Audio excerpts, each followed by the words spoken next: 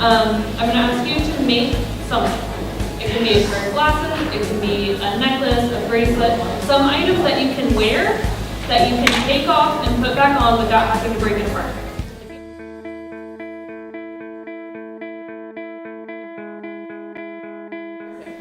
Okay, so what I want you to do now, whether it's at your table or even better would be to like move around a little bit, I want you to go around and try on each other's items that you made.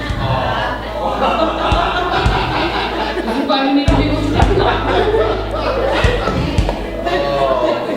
There's certain groups that are maybe more normal than others, and we kind of make the world work around their needs and how they see the world.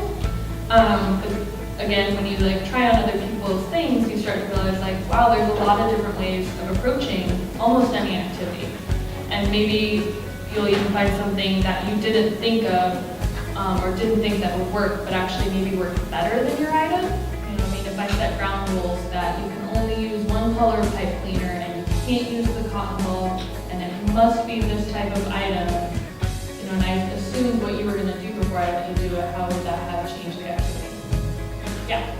You won't let a person use their mind or their imagination of what they want to do. So you take that away from them. When you take that away from them, then you separate that person.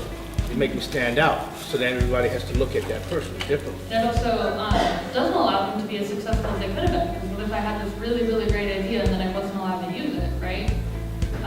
So yeah, those are some things I want us to keep in mind as we move forward with that. So I'm going to introduce you now to the Club Self-Assessment Checklist. So this is the first item. Can somebody read to me just the first section, the bulletin number? Do I have volunteers to read? Yeah. The meeting place of the club or organization is accessible. Everybody needs to be able to access it, but without it being uncomfortable. So if they're too loud, or for some people, like one really bright light in a really dark room can be overwhelming, or the lights flickering.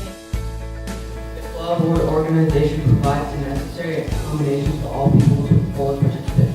So we don't want you to use language that would disrespect people for their sex or gender, whether they're gay or lesbian or asexual, whatever their sexuality, you know, rich or poor, or on the basis of disability.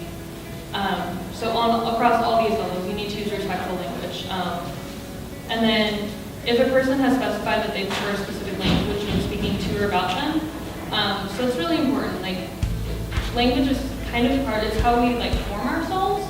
So if somebody like asks that you talk about them a certain way, and you talk to them a certain way, it's really important that not only, obliged means that you do it, but also that you respect the wish. So in addition to completing the checklist, which doesn't have to be done, but in addition to, if you want to, every member of a club can take this pledge. As a club organization, we commit to inclusion by pledging to the following. We will strive to be a club that is free from prejudice and discrimination against anyone, inside or outside of our club or organization. So if you're talking trash about people outside, it's still not really inclusive. We will respect and value all of our club members for their individuality. We ensure that all of our activities are planned so that anyone can participate if they so choose, regardless of ability or disability. We will continue to follow the changes we've made in accordance to the checklist. We will do everything we can, including making additional changes if necessary, to make our club or organization inclusive to anyone who might want to be part of it. And we'll continue to seek out ways in which we can improve by educating ourselves and taking constructive feedback from our members and community. On the website, there's a form when you do the checklist and you can finally say like, yes, we meet all 7 criteria. You can give the club's name, mine's just first name, the club advisor, and an email address, I think. And then once we get a few, they'll go up on the website. You don't have to do this in addition to doing it on the website, but I think if just a couple people do the checklist and the rest of the club isn't aware of it, it might not make as big of an impact. So being able to bring this pledge to your club and say like, we as a group are committing to this, can kind of help change that kind of culture to be